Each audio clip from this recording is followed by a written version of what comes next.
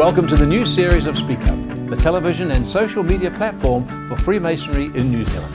I am Barry Rushton, your host, and thank you for joining us this evening. Tonight on the show, our first guest is a man who has built up a huge New Zealand company building customised truck trailers. These are unique and special. So if a big rig looms up in your rear view mirror driving down the motorway, you can blame Jeff Meir. Our second guest is likely to be a major contributing factor in the future success of our New Zealand baseball team. A South African resident after 5 years, Keegan Swanepoel. And closing out the show is our regular contributor, Graham Houston, who has a fabulous tale about a 93-year-old Freemason from New Plymouth. One of the guests I've been really looking forward to talking to tonight is right here. Jeff, it is nice to see you, mate.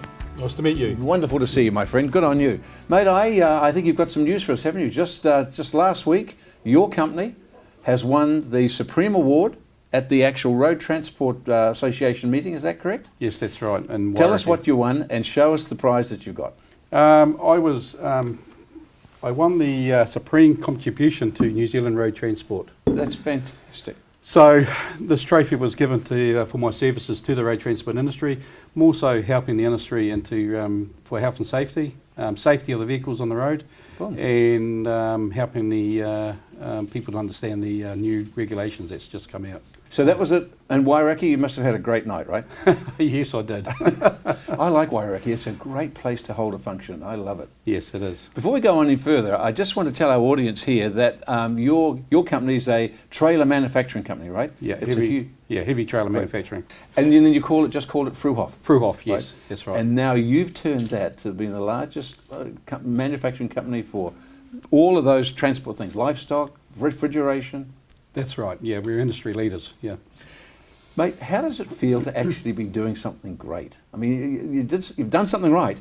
What did you do? Basically understanding the industry as a whole. Our industry is very challenging in road transport because you're designing vehicles to suit our roads, and you're designing vehicles to suit the product at the cart. So it's very demanding. Yeah. So in our business, we get involved behind the client and understand what they're doing, and we build the equipment to suit their operation on the road. So safety comes first. Great. And then productivity comes second. Great. So you might have a customer who comes and you say, right, I understand what you want. You'll actually design it for them. And then, of course, other people in a similar industry will say, I wouldn't mind a trailer like that myself, I guess. Yeah, absolutely. That's how we work. Yeah. Great. That's what you would like to achieve. That's true. And the same in all business, that's true. Now, tell me, without really getting political or sort of even ideological, I believe truck and trailers, maybe coupled with rail, is here to stay for the foreseeable future, right? Well, absolutely. Road transport is KiwiRail's biggest customer. Yeah. And when you look at the whole framework of transportation, and it's one of our things that we say in our Tolostos, land, sea and air. Effectively, transport is built up by land, sea and air. On land, there's two modes of transport. There's road and rail. But for those modes of transport to work, you need road to feed that network. So road's very important, and particularly in this country. But you've got to look at the formalities of road transport today, how people have changed into their buying patterns or even online purchases.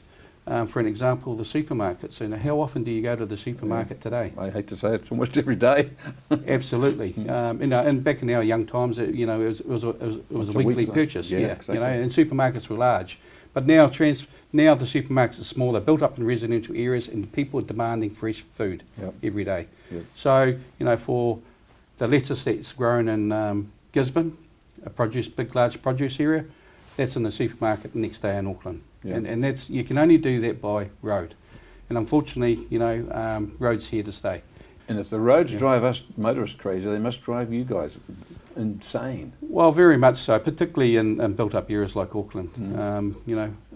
It'd be interesting for a person just to sit down in South of Bombay at midnight, and you'll see a succession of trucks going up and down, going to the cities, going to the provincial centres, to drop their loads off or pick up, bring it back to Auckland. I've got a little place up at the beach about 50 k's out of Auckland, and I come back early in the morning sometimes on a Saturday morning early, and I mean early, 5:30, 6, and I count the number of trucks going the other way just because it keeps me awake. But it's something to do, and it's huge numbers going north when I'm coming back into Auckland. It's incredible. Well, very much so, because you've got all sorts. You got refrigerated cargo, you got general freight. You even got livestock being travelled at night. Containers being transshipped at night to different sites. There is a lot. There's a lot of cargo that is shifted. And New Zealand being a mountainous country, sometimes rail can't get through. So you have to provide that service. Transfer. Now, I do know that your company enjoys a great reputation for ethical behaviour and ethical construction and everything. I do know there are, in all businesses, some cowboys who come in. How do they last in such a responsible business as transport? Well, that's one of the reasons why I won this award, is to do self-policing and working with the NZTA, the government reality, to work towards getting these cowboys off the road and making sure that they conform to what we do. It is challenging, but it's been worked through. And, people... it's been quite out in the industry at the moment about unsafe vehicles, and that's been really pursued and pushed at the moment. So it's just generally undercutting all the time, and then it's got cutting corners and that with their own safety and their own vehicle roadworthiness. Is that what happens? Yeah, brakes is the biggest issue. But in saying that, the vehicles are very, very well inspected every 6 months, both truck and trailer, and they've got their own police force on the road that monitors all that. But like any industry, you have got your cowboys, and it's getting those cowboys out of it. Now, at the beginning of the program, we saw some of the type of trailers that you're doing. Being a bit of a musician myself, I'm interested in the extendable trombone trailer. Now, tell us a little bit about what that does and what is that? A trombone is the trailer that we build for over-dimensional cargo. Okay. So in New Zealand we got a rule called we call it the VDAM rules, the Vehicle Dimensions and Mesh. So everything that you see on the road is built to that rule.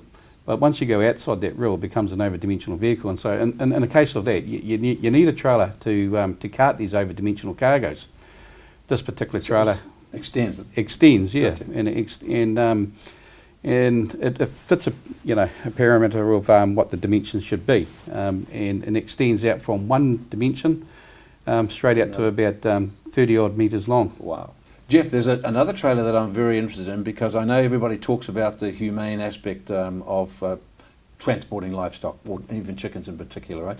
I believe that you have created, I think, probably the most ethical, humane trailer for chicken transport, correct? Yes, that's right. Tell us a little bit about that, because it's fascinating. It's one of my finer projects that I've ever done. We were approached by the poultry industry to, in the face of public pressure, is to prove a more humane way of carting the chickens from the growing sheds, where they're in a controlled temperature environment, to the end of life. Yeah. Unfortunately. And so we designed a unit that enables the chickens to be loaded on what we call modules, and loaded onto the trailer.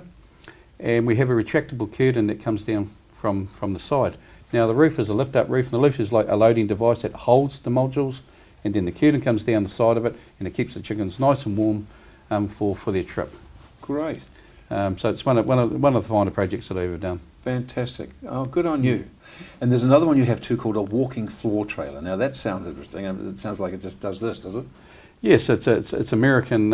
It's American product that we brought into the country here. It's used for discharging bulk cargo out through the back of the doors, particularly in the timber industry with chip, where the high-sided vehicles. But if you had a normal conventional tip, it becomes unstable. So you can use a walking floor to push the cargo out, and it's quite a nifty device, because it's all a series of slats, and they all go forward, push the cargo, and then every third slat comes back till the whole lot's retracted, and then it pushes out again. And we build those units up to about 15 metres long to push the cargo out. So you can imagine the force that's on the deck that's being pushed out. You see, I know nothing about the transport industry really, but I do know that there would have been the days where they just driver jumped in the truck and just drove. But everything's changed now, right? You've got so many sophisticated aspects that go with it. Tell us about some of the new things that's happening out there. Well, for the driver, for drive licensing, to become a Class 5, which is a big unit, you have to follow a whole lot of procedures, making sure that you're fit to drive that vehicle. But the vehicles today, particularly European vehicles, they're far more safe than what a normal car is very much. Yep. So if you look at a truck, a truck's got proximity alarms around it. So if it's a child sitting on the right hand corner and he can't see it, it will warn the truck driver. Right. And some of them will display an image on the windscreen that, hey, there's something on your right. You've got seeing eye cameras that's watching the driver, and if the driver's getting drowsy, it shakes the seat as well as the steering wheel, and it alerts home base. Okay. Tells home base, hey, your driver is drowsy, so they can do something about it. And that's becoming a more common thing that's been fit into the vehicles. But also adaptive cruise, for making sure the driver doesn't speed. We need a truck, of course, a device that actually pulls over if I want to pass. But leaving that aside, now tell me, with all this, time that you've been involved with the company, which is fantastic, you've joined Freemasonry, and you haven't joined that long ago, about 10 years ago. It's about 10 years ago, that's right. So what made you finally decide, look, I think I'll get into Freemasonry. I've got plenty of time on besides what you... I'm sure you didn't have any of that, but tell me why you made that decision. Oh, no, I didn't have any time. No, I bet you didn't. But I was approached by worshipful brother Roy Scarhill, and he was one of my clients back in my Roadmaster days, and he said to me, are you interested to join a fraternity of fine men? And I said, what is it? He said, Freemasonry. And at that time, I wasn't too sure about it. I knew it existed because I saw these guys dressed up in suits and, and wearing skirts. That I thought, I was so wrong. We won't call them skirts, we'll call them aprons. We'll call them aprons. But he told me what Freemasonry was all about. And I said, let me think about it. And so I went to see my friend Paul Chappell and talked to him about it. And he looked at me and said, what do you know about Freemasonry? And I said, I just got asked by Roy Scarhill, and he reached over and shook my hand and said, join Freemasonry, because I am one. It's amazing, isn't it? And this is a guy that I've known for 20 odd years. Unbelievable. You see, in that short time, and a lot of people don't realise how the structure within the Freemasons Lodge, but in that short time you've actually been a master of 2 lodges, and you're still a master of 1 now for the 2nd time. Yes. But even leaving that aside, you've been, have taken on the position of being the charity officer of your district, and have been invited to be on the charity board and from Freemasons in Wellington. Now that's, congratulations. That's, yes, thank you. Terrific in that short period of time. So you obviously know what you're doing. Oh, I think so. Well, tell me this then. One thing I am keen about is that if someone comes to you with a charitable sort of idea, or are there any parameters, what are the things you're looking for that would make it a worthy charitable event for the Freemasons to get behind?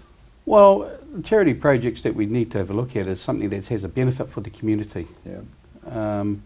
And that can range from a lot of things, from helping your local school or low decile school to helping out some non-charitable trusts or even individuals.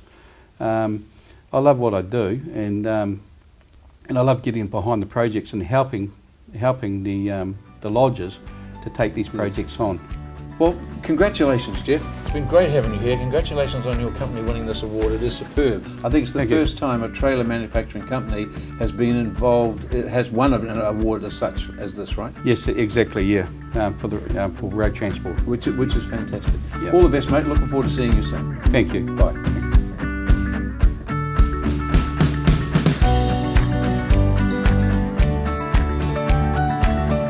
My second guest this evening is Keegan Swanepoel. It's nice seeing you, mate. Thanks for being here with us. Thanks for having me. Originally from Goodwood, Cape Town, South Africa, right? That's the one. In New Zealand, tell us why you made the shift. I'm in construction, so I was building the Cape Town Stadium for the 2010 World Cup, and I met a New Zealander down there named Jeff. He was one of the project managers up there, and he just randomly said, well, I'm going to find you, and you need to come work for us. So 5 years later down the track, I get an email from Jeff, and he says, hey, I found you, come work for us. And now I'm here. Fantastic. Yeah. And last season with this program, we had a couple of your friends on, and they told us quite a bit about South Africa. We have our own sort of misgivings or even Yep. thoughts, you know what I mean? So apart from, say, family members or other people who might be back in South Africa, what parts of Cape Town do you actually miss? Oh, I miss where I come from. Yeah. The beaches, the city life over there. It is really, really, really good down there. If you know where to go to, you're as safe as anything, and it's just awesome. To my opinion, it's still one of the most beautiful countries in the world. I know things sometimes go out of the news, you know what I Mhm. mean, but I think things still are a little bit sort of edgy in Yep. South Africa, correct? Yep. I mean, it's happens, things like that. However, we wish them the best, right? Yeah, 100%. Now, a lot of New Zealanders will not know this, but actually I'm in the presence of baseball royalty, I believe, right? You are Yes. a well-known figure in South Africa with Yep. regards to being a member of their World Cup baseball team Yep. and have played in many, many of the World Cup series. Yep. Correct? Yep, pretty much. And more, as much as I believe that you were voted the best first baseman Mhm. out of the whole tournament when it was held in Italy in 2006, 2005, 2006. Yes, correct? that's the one. That's a fantastic achievement. No, thank you very much for that. So, which is wonderful, you know. Mhm. Can you? I know it's a few years back, but can you? Is there a take-home moment from that tournament that you cherish the most? Oh, yes. There was a semi-final we played against Russia.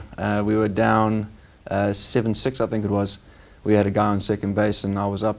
The usual story, bottom of the ninth, last batter up. Yeah. And for something, I just clicked that day, and then I launched a home run over this left-hand side of the field and won the game for us. Boom. So yeah.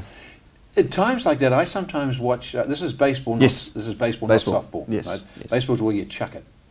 Baseball is overarm, Yeah, softball's softball's underarm, under, and yeah. it's predominantly played by Yeah. the female as well. So I do watch the Americans ones, and, Yes. and there must be the zone that when you hit that ball. I mean, did you see the ball clearly? Was it just an instinct shot? Oh, Was yeah. it, or you just saw it and away we go? Yeah. Well, roughly you have about Your 10th points. second, Yeah, right? yeah. Basically to decide if you're going to swing the bat or not, and see Yeah. where the ball's going to be and place it.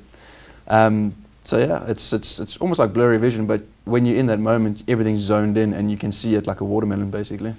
I'm surprised that actually New Zealand let you in, because I believe you were part of actually our loss Yes. when we were going through that, right? You had a Yes. couple of home runners and Yeah. beat us handsomely, right? Yes, yeah. So we played New Zealand twice in the World Baseball Classic in 2016. We beat we beat them. I'm one of you guys now. We beat New Zealand 7-1 and 9-2 in the That's two right. games. Yeah, look, however, there's a other side of the coin. I believe that you are now eligible to actually play for New Zealand. Yes, correct. yes. And so, have you been picked for the team? Are you going to be? Yes. that's So great. at this point in time, I've got my citizenship now from Baseball New Zealand. They sped the whole process up for me. So in December, January, we're playing Olympic qualifiers. Fantastic. So I'll be representing New And Zealand you play for for that. an Auckland team too, right? Yes. But like the Warriors type of thing. Isn't Yeah, it? yeah. So, in your mind, what do you? I know 2006. We're now 2019. Mhm. You know, you still look fit. You still Mhm. look very Yeah, active. yeah. What do you think you actually will bring to the team, the New Zealand team, apart from your experience, Mhm. and your first baseman expertise? Mhm. What other things do you think that you will bring? Oh. I'll say a senior member, because Yeah. I'm sure you probably are. Yeah. Well, apart from obviously teaching the youngers, because that's basically coming up and showing them how to do what they need to do, I'll be one of the leaders of the tour as well. So basically just helping everyone up, Yep. showing them the ropes, giving my experience to the younger guys so they can bring themselves up, and basically just help where Good I on you. can. Good. Well, I bet it'll be great. I bet it'll be Yeah. great. Now, of course, we can't have a South African as a guest, you know, and not talk about the World Cup rugby. It would be impossible not to do that. Yes, you know. yes. Great game we had a couple of weeks Mm. ago. It was a tough game. Yeah, wasn't it, you know? yeah. In actual fact, I think probably, a bit presumptuous here, but I think it'll be the All Blacks and the South Africans in the final. That's what yes. I'm No, I thinking, fully agree with that. It would be the first time since '95 where we can actually have that opportunity. Tell me, do you think there's any truth in the rumour that I've been hearing that the South Africans have infiltrated the kitchen staff in the hotel that the All Blacks are staying in? No, not They as yet. resurrected Susie? No. She's long gone already. Speaking with regards to Freemasonry, Keegan, I believe that your grandfather, that's I think how you found out about Freemasonry, right? It was yes. your grandfather? Now, he was very high up in was it the Scottish? Scottish, yeah. Tell me a little bit about what you know. So, actually, I only found out about that whole situation at my sister's wedding, because he had a couple of his mates that came around and they were wearing Freemason rings. I was like, oh, well, let me ask the question. And then they were telling me about the Scottish Constitution a little bit, and then they said, well, actually, your granddad's one of the Grand Masters. I was like, oh, all right, I didn't know that. Wow. So it was all secrecy and things like that out there. But from that moment, that just sparked my interest again, because I've always had a massive interest in Freemasonry because I'm a history buff. I love the whole secret society per se and finding out things and things like that. But then once you actually get involved in it, you understand that it's nothing like that. It's more of a brotherhood than anything else, where everyone just helps everyone else. Quite so. How long have you been involved in Freemasonry yourself? How long? About 3 years now, sorry. No, 2 or 3 years. Yeah, Okay, that's yeah. still quite Yeah. quite young. So now that you've had a little taste and you sort of Mhm. know that, and you're enjoying it, I'm sure. You know, there are young members who come in sometimes. They're just gung ho. They want to know everything all the Yeah. time. You know. Is there anything that you might tell some of these people that Freemasonry sort of soaks into the system? It's not sort of like an ice bucket over the head of someone. No, You know what I no, mean? It's just no. you don't get it all at once. You Yes, know what I mean? yeah. So tell me the sort of things that you might want to say to young people when they join. You know, when they ask you, "Shall I join?" What do you say to them? So I was pretty much the same. I always wanted to know everything right there and then, but what you've got to understand is it's a process, and it's a learning process, because there's steps you need to take. It's basically you need to follow those steps to learn and get reward out of what you're learning. That's what I would say to them is, hey, it's not a sprint, it's a marathon. And once you get there, every little step you take is one more reward closer to the end. You know, you've been involved with the team sport. Yes. You know, so there's obviously a brotherhood or a fraternity in that. I mean, just like being in a band. Yeah. You know. So do you see any similarities or even slight differences between the camaraderie that you might have with your teammates in the sports field and the camaraderie you'll have with men in Freemasonry of all different ages? Do you see a connection there, or where are the differences, if any, in your mind? I don't think there are many differences, to be honest, because being in a team, you literally play together and play and obviously get to your end goal that you want to get to together. And you're always with each other, and there's always fun, there's always a good spirit. It's exactly the same as with Freemasonry. You learn about a whole bunch of different people that you would never met in your life before, from any type of range, and everyone's got their own little story. So it's basically up to you to pick out little good bits of every single story that everyone tells you. Keegan, you are a good member of, I believe it's Lodge Ponsonby number 54, right? That's the one. It's a good lodge, that one. Yeah, very much. It is a very good lodge. Yeah. I think we should give a bit of a shout out to the master. The master's worshipful brother, Stephen McKenzie. Stephen McKenzie. Well, the worshipful master Stephen and the brethren of Lodge Ponsonby number 54. Here is a great Freemason from your lodge. He's about to say hello to you guys. Hey guys. He needs to do a lot better than that. Good on you, mate. Thanks for Thank you coming. very much. All the best, and hey, much success with obviously Freemasonry, but Yes. also much success in the New Zealand team. No, thank you very much. I'm sure they'll value having you there. And it's experience goes a long way, and obviously ability as well. Yes. Good on you. Thanks for coming. Thank you very much. Great seeing you.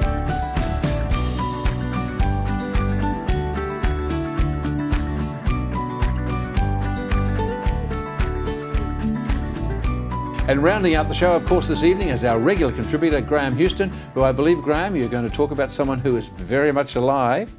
True? That's true. Welcome, my friend. Thank you, Barry. Good to see you. Tonight we're going to talk about an icon in Taranaki, an icon in New Plymouth. His name is Wilson Still, or commonly known as Willie Still. I love that name, Willie Still. Willie Still. Willie was born, not actually a New Plymouth man, he was born in Martin in 1926 and shifted to New Plymouth with the family in 1935. So he's been around long enough to say he is really a true Taranaki and a New Plymouth man. So he's raised a family there and been a very, very successful businessman there. He started a company called Riddick Brothers and Still.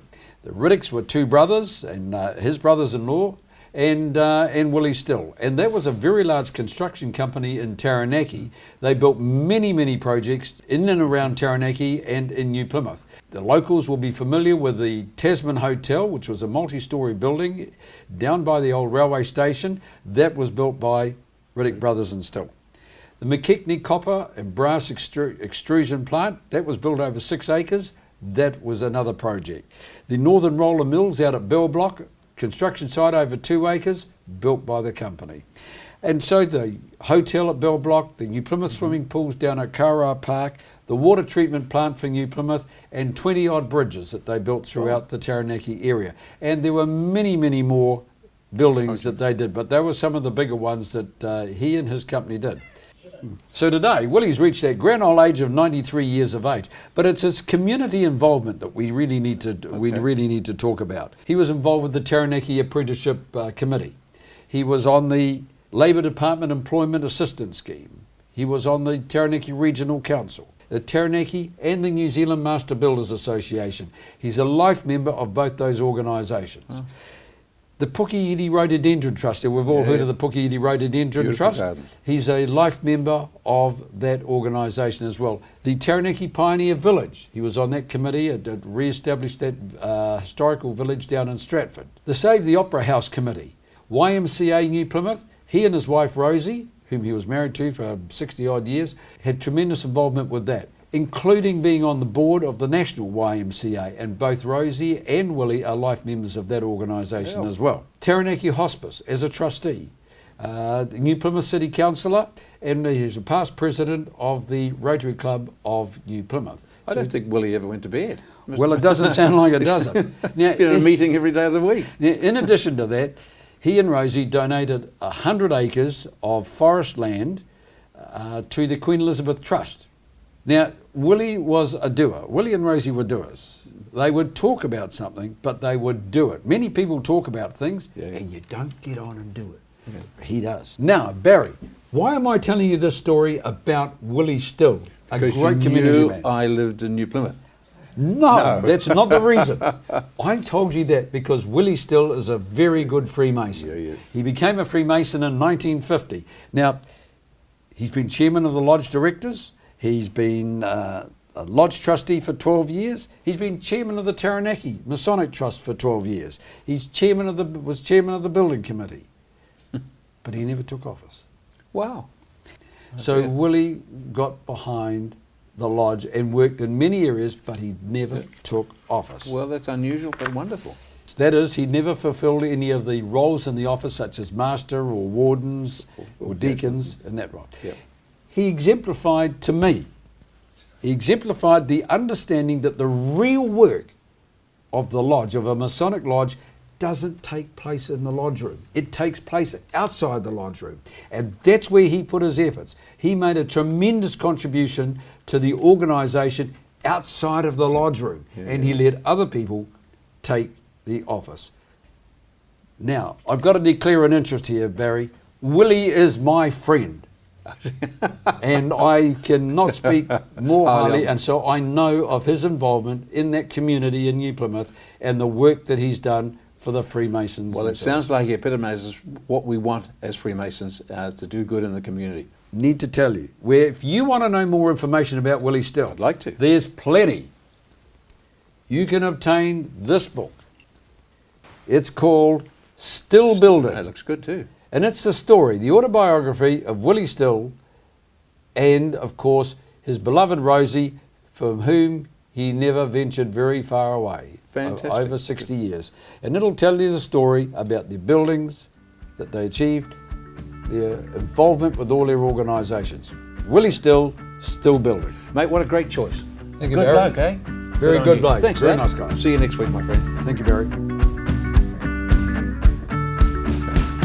Well, that's our show for this week. Don't forget, if you'd like to know more about Freemasonry, and you won't find it in the Dan Brown's book, but you will by going to the Grand Lodge website, which is freemasonsnz.org. In the meantime, if you've been thinking, planning, or asking questions about joining Freemasonry, we have a website for this very purpose. It's simply welcometofreemasonry.co.nz. We hold a regular dinner experience where you can meet other Freemasons before making a decision to join. So once again, thanks for joining us. See you next week.